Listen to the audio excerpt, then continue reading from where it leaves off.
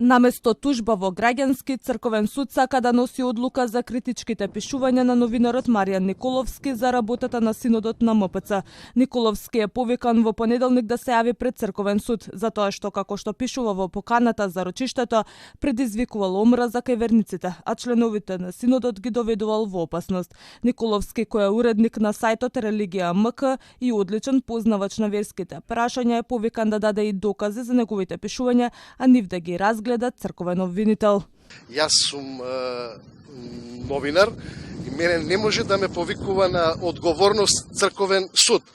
Они мислат дека ако ме одлачат од црквата и ако кажат дека јас не сум веќе дел од црквата, нема да имам право да пишувам. Па ја не сум ни муслиман, па пишувам за проблемите во исламската верска заедница. Не сум ни католик, па пишувам за проблемите во католичката верска заедница. Едноставно матрицата кај одредени луѓе во МПЦ да не можат да разберат што е новинарство и пред се критично новинарство, доведува до ваква ситуација. Со реакција и новинарските здруженија, самостојниот синдикат на новинари и медиумски работници ја предупреди црквата да не создава паралелен судски систем. Од Здруженијето на новинари пак ги осудуваат обидите на црковните власти да го замолчат новинарот Маријан Николовски. Не сакаме да навлегуваме во основата на ваквиот потек, бидејќи го сметаме за безпредметен, но и не сакаме да веруваме дека во оваа држава постојат паралелни судски системи кои си земаат за право да толкуваат и оценуваат новинарски трудови, да обвинуваат, па веројатно и да санкционираат.